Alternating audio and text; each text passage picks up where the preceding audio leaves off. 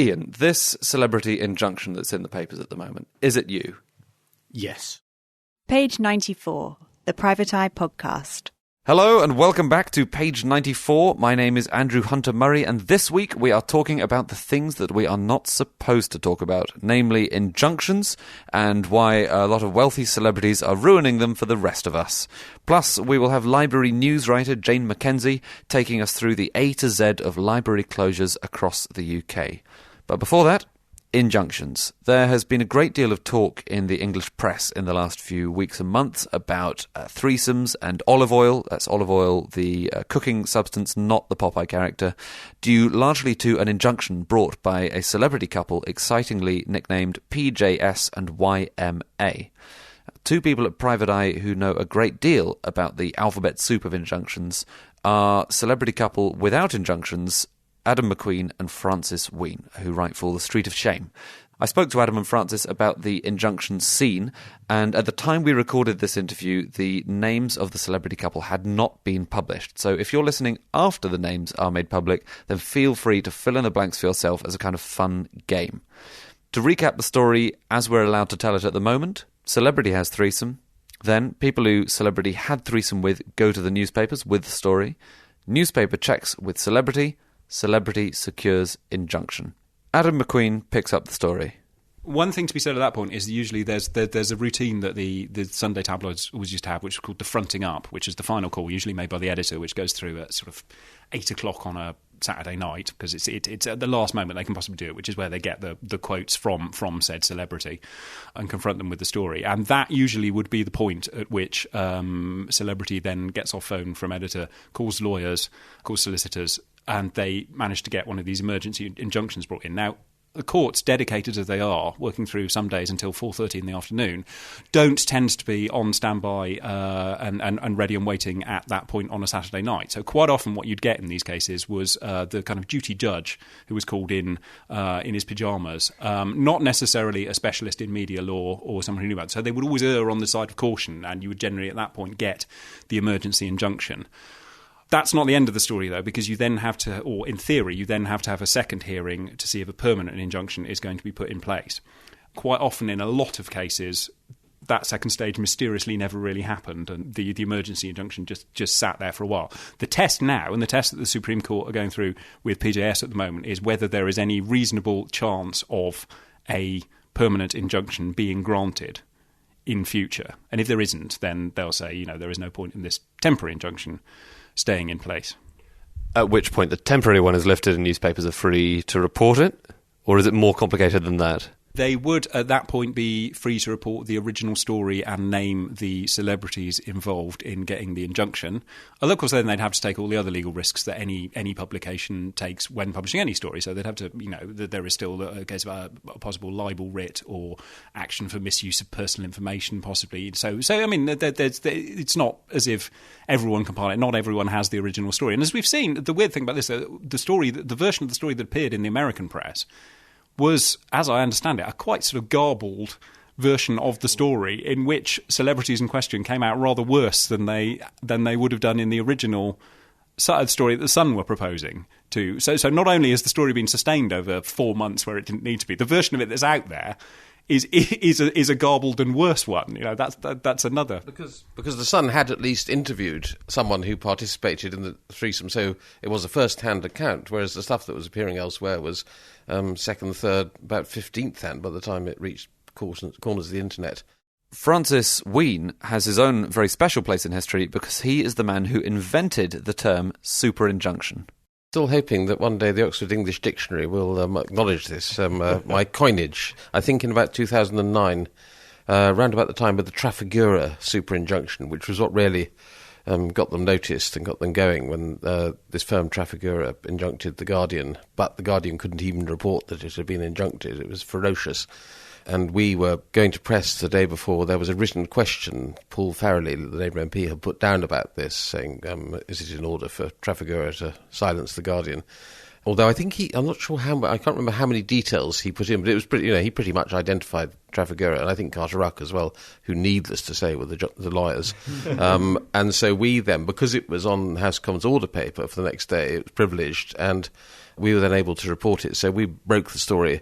And there was then a fuss because Carter Ruck wrote to the Speaker of the House saying this should be removed from the order paper, or that it should not be allowed to be reported, which nearly got them hauled up before the Standards and Privileges Committee for attempting to interfere with the privileges of Parliament, and serve them right, frankly. So that's a super injunction, but what is the difference between that and an injunction classic?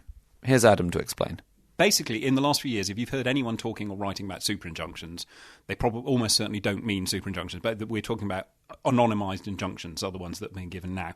After the whole Trafigura thing came out, and it was obviously such an untenable situation, there was a review led by the Master of the Rolls in 2011 that basically made the hurdles you had to clear to get a super injunction so much higher. We can't ever quite know, because the nature of a super injunction is that we don't necessarily know about them. Well, the fact that people have been saying people have got injunctions, or that this celebrity has an injunction, is evidence that they don't have a super injunction. If it's an injunction contra mundum, is I think the phrase, then it's basically for the lawyers of the person who's got the injunction to make sure that the mundum, the world, knows about it. But if it's against a specific newspaper group, then obviously that newspaper or that magazine or whoever knows about it.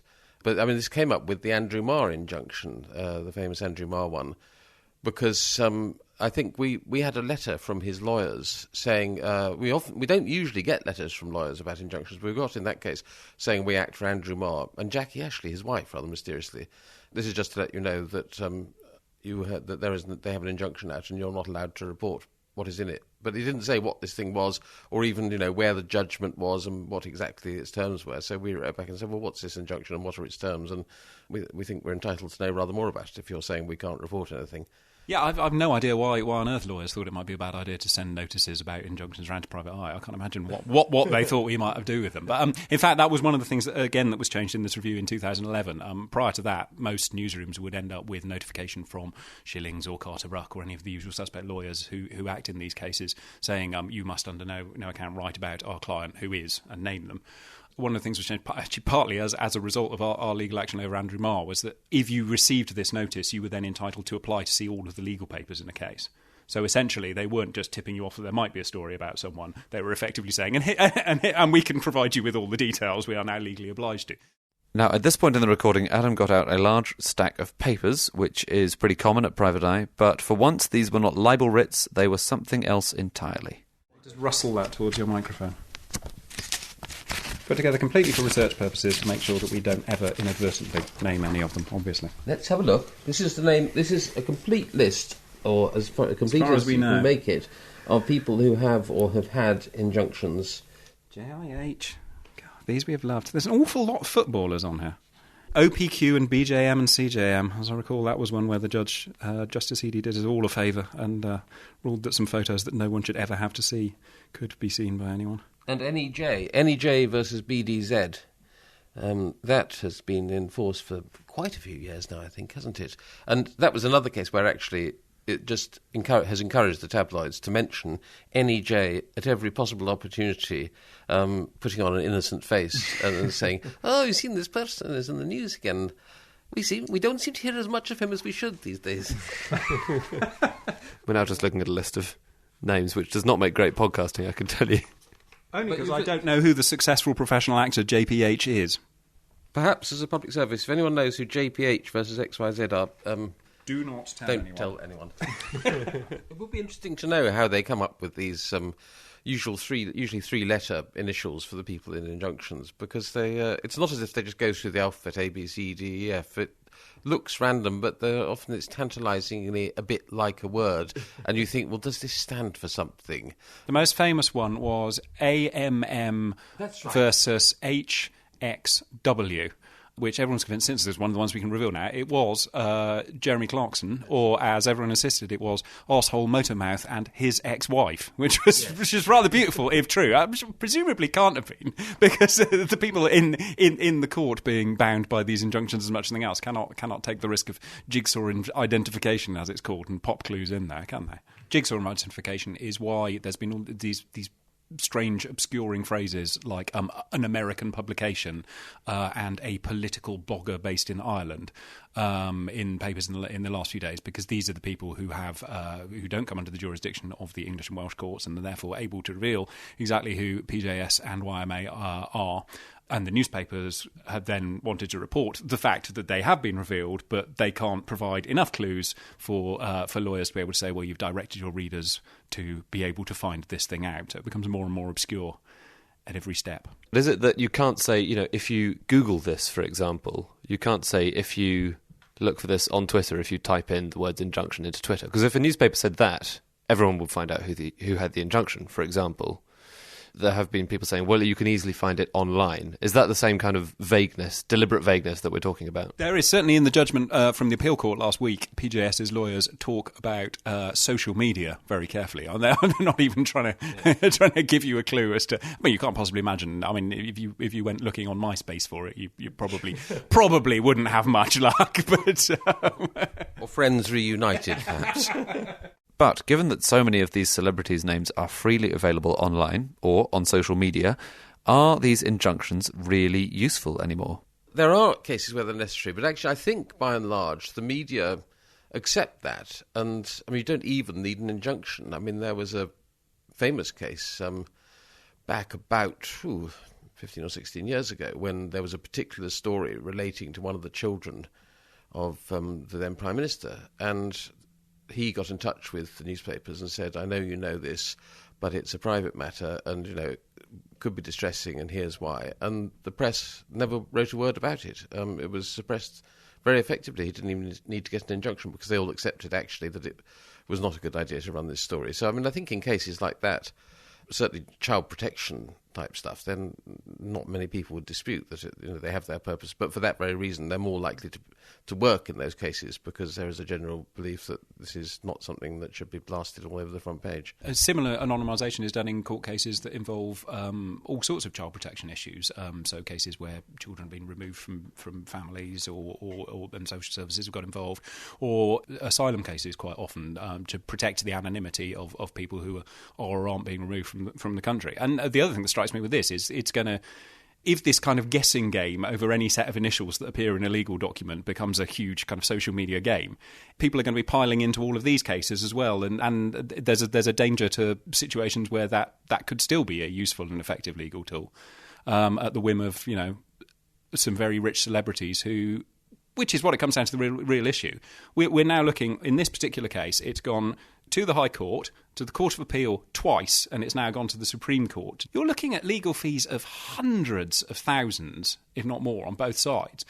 And essentially, this is just something that is only available to very, very rich people or on a whim if they don't want a story to come out. If you're talking about a justice system that is open to all, this is the exact opposite of that. It's a ridiculous situation. But obviously the press still behave pretty badly in relation to people who are not famous or extremely wealthy or able to afford, very good lawyers. There was the story in The Last Eye about the awful drowning that happened in Ireland. Yeah. And the Irish edition of the Mail on Sunday dispatched someone to the grieving woman's house. And the reporter got a lot of details out of the grieving woman without initially revealing that she was a reporter. She eventually fessed up that she was, but only after a lot of conversation. So that's obviously an egregious example of bad behaviour, which doesn't seem to have changed, especially since Leveson. Yes, that sort of thing is always going to happen, I suspect. Whatever, there'll always be rogue hacks who behave in a roguish way. I don't see what you can do to stop that ever happening.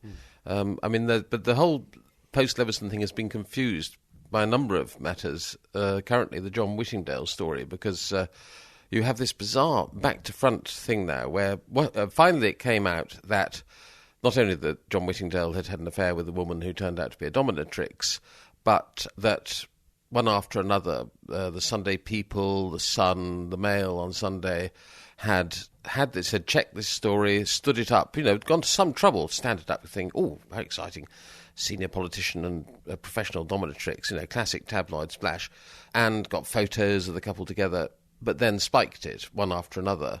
And then The Independent heard about this, investigated it, and was going to run a story mainly about the fact that the other papers hadn't run the story, And then the Independent spiked it as well, the day after John Whittingdale had given a rather conciliatory speech to the Society of Editors. So it has very much become a story about whether the press was deliberately holding back, whether newspapers individually thought, actually, we don't want to cause difficulties for Whittingdale because we quite like having him in his present job, or whether it was spiked on journalistic grounds. And you now have the ludicrous spectacle of the gruesome hacked off, and the more gruesome elements of the tabloids turning somersaults, actually inhabiting each other's territory, really. So hacked off, saying, yes, the press had a moral obligation to intrude on John Whittingdale's privacy and stitch him up like this, which they wouldn't say about anyone else, just because in this case it happens to be John Whittingdale. No other public figure would they say that of, let's reveal his love life and go to town on it. And equally, you have tabloid editors and ex-editors saying, no, it would be quite improper and not in the public interest at all to run a story about a politician and a dominatrix, which, had it been anyone other than the minister responsible for press regulation, among other things, and BBC and the rest of it, anyone else, they would have taken the opposite line and said, belter of a story, this one. And they're now pretending, they have to tie themselves in knots, the likes of Neil Wallace, who used to edit the Sunday People and was deputy editor of the News of the World, popping up all over the BBC saying, the thing is, it was a non-story. I mean, no one's interested in a story about, no one had ever heard of John Whittingdale's story about a top Tory MP and a dominatrix. Nah, it's not really a tabloid story, is it? Except, Lord Sewell, whoever he may be.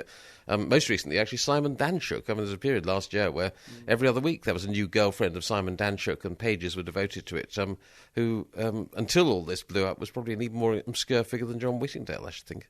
Now, another obscure injunction holder, despite the fact that he was one of the men responsible for the 2008 financial meltdown, was the former RBS chief executive Fred Goodwin, formerly Sir Fred Goodwin, until he was stripped of his knighthood in 2012. The year before that, he issued an injunction over an affair that he'd been having.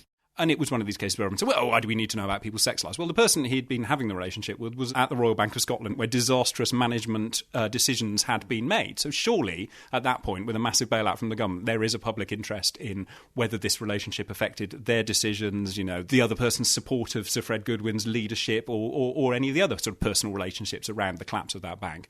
There's a very famous one, which is still in place, which is called ETK, which was one of the first ones where what was described in the Court of Appeal's latest judgment in this particular case as the trump card of children, where a celebrity was able to say, this would have a terrible effect on my children if the news of my affair came out. Well, in that case, it was an extraordinary one because the affair he had was someone else who worked on that television programme who had subsequently been sacked from the programme after the affair had ended, and this person had said that he would feel comfier not working alongside them anymore. Now that, to me, that sounds like there is a potential, from the little I know about it, which is only what's published in the judgment, that sounds to me that there's a potential employment issue there, isn't there? If people are having affairs and then people are being sacked as a result of them, potentially. So there are cases, it can be about sex, but sex does affect other things, and there can still be a matter of public interest in there. There's grounds for dismissal. It seems quite surprising. And the most incredible thing about that case, actually, is the legal precedent that it set, which I sat and heard cited in the Old Bailey during the preliminary or pre-trial hearings of the trial of Andy Coulson and Rebecca Brooks, where it was completely straight-facedly cited as a reason why their affair should not be revealed, because of the distress it might cause to Andy Coulson's children. And the enormous irony in this being that the other party in this particular injunction of ETK was Newsgroup newspapers, i.e. the News of the World, when Andy Coulson was editing it. So having been on the other side and saying, actually, we should be able to expose this person's affair, despite the fact that it might upset his children, he then used it the other way around to try and stop the fact that he'd been having an affair with Rebecca Brooks when both of them were married. So, if we're talking about hypocrisy, then senior tabloid people, they got it. Adam McQueen. Next up, libraries. In recent years, there has been a particular theme running through the library news column in the Eye. Government cuts have taken their toll on provision in places as far apart as Lambeth, Birmingham, Barnet and Liverpool, despite the fact that local authorities are required by law to provide a comprehensive and efficient library service. Now, one man who could tell local government to stop this nonsense and keep the libraries open is the Culture Secretary, John Whittingdale, but as discussed in Private Eye, he has been a bit tied up recently. all of which has meant that scores and scores of libraries have been closing, including a proposed 40 in Lancashire alone. Here's Jane Mackenzie. Lancashire has 70-odd libraries. It's a big county, is Lancashire. More than half of all its branch libraries are set for the chop. Also, a whole bunch of museums and castles. I read about the Lancashire thing in Library News, and Lancashire County Council are saying, I believe, that at least one library is going to remain open in every administrative area, I think. Effectively. So that's probably their argument for saying it's still going to be comprehensive and efficient, as the phrase has it from the legislation. But yes, it probably feels significantly less like that if you're the person who has to push a buggy all the way to that library, which is now no longer what used to be your closest library, but the sort of next small town along's library. So it's maybe a bus journey away. It becomes less somewhere you can pop to at the same time as you go to the local shops. It becomes, I better plan for my library trip on Wednesday. why isn't John Whittingdale doing anything? Interestingly, he's got off relatively free from criticism on this because Ed Vaizey tends to be the focus because he's specifically the minister whose sort of brief includes libraries. Okay. And he, when he was a shadow minister, was very critical of Andy Burnham for not stepping in to save more libraries. So it's very rubbish of him not to have stepped in. And it can be done. So you said it was done before. It was done. Andy Burnham stepped in over a large tranche of closures that were planned in the Wirral. And he called in an external expert to say, well, is what they are planning to offer going to be comprehensive and efficient? This woman came in and did an investigation and said, no, it's not. That's too big a closure. You can't close more than half of your libraries and still be providing what you need to. And so they had to go back and rethink. So Ed Vaizey's brief. He's the man who, campaigners tend to be asking, please, could you intervene? So far, he hasn't, but I believe there may be some action from the Department of Culture, Media and Sport over Lambeth because it's been so prominent as a campaign.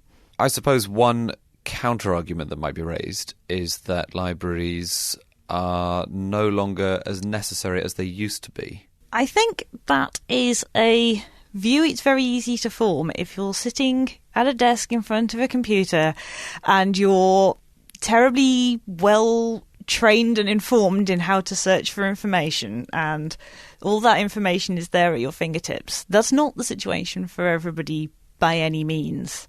There are millions of households with no computer at all.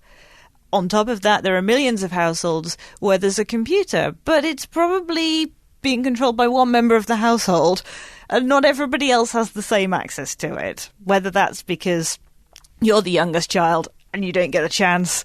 There's all sorts of reasons why you just struggle to get access to information. So having a separate place outside of the home where you can go and quietly find information out is a terrific thing. Actually, just a quiet space. There's plenty of people that are in either overcrowded accommodation or for whatever reason there's nowhere to just sit down and do some private study. Libraries provide that.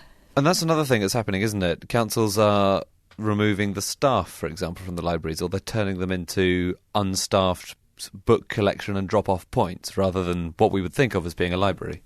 Yes, I think there's a real lack of awareness of how important good library staff are. The imagined library user of policymakers is somebody who pops in to pick up another Mills and Boon, checks it out and leaves. Because real library users are people who go in and ask for some help looking up something important on the internet. We all know how much wrong information there is on the internet, so it's quite important to have somebody to guide you through that if you're an inexperienced information searcher. It's important that there are librarians there making choices about what books to buy, because otherwise you might end up with a library stocked with nothing but Agatha Christie's, because that's the interest of your local volunteer who volunteered to sort out the stock list. And I think I read a horrifying statistic in your column, which is that these are 2012 figures, which showed that over the previous year, out of 3,500 qualified librarians, 700 jobs had gone. Yeah, that's devastating to being able to get help finding information. It's not like public library work was ever brilliantly paid, and it was a lengthy qualification process. So there are people who really genuinely care about helping people find information. One of the other things I wanted to talk about was the private sector getting involved in library provision, which you write about quite a lot. Capita have taken over things like in Barnet, where they were running the IT service. In fact, they run the IT service across Barnet Council, but they were running the system in the libraries, which has had an unfortunate crash. And following the unfortunate crash, they discovered that it hadn't been backing up properly either, and therefore the most recent version of the library computer system that they had was from, I think, March 2014. Their catalogue, their e-books, their reader records... Oh, God. All gone. It's like a librarian's worst nightmare. It was particularly bad timing for them because they are trialling a system to have librarian-free libraries where even the door system was to be operated by computers, and you could just sort of slide yourself in like you can with like a nighttime bank kind of setup. Oh, yeah. Let yourself into the building and do some librarying. And given that if the computer system can be completely deleted in error... Hate to think what could happen. The library of the future is a single shelf where you have to let yourself in, and there's no librarian. Sadly, that does seem to be some people's dream. It doesn't sound comprehensive and efficient, which is what the law currently demands. Not very, no. There's a panoply of different options here. You can have your unmanned shelf, or you can have your gym. What other creative solutions are councils turning to? Well, some areas, particularly cities, have gone for massive and grandiose new public libraries, which are amazing places to be. And unfortunately, they've spent so much on the building and the cafe and the publicity, they don't seem to have enough money left to keep them open. So the incredible new library in Birmingham city centre unfortunately then had to sort of stop having Sunday opening because they couldn't actually afford to keep it open, having spent all the money on producing it. There was also quite a lot of these grand architect design new shiny libraries were funded through PFI.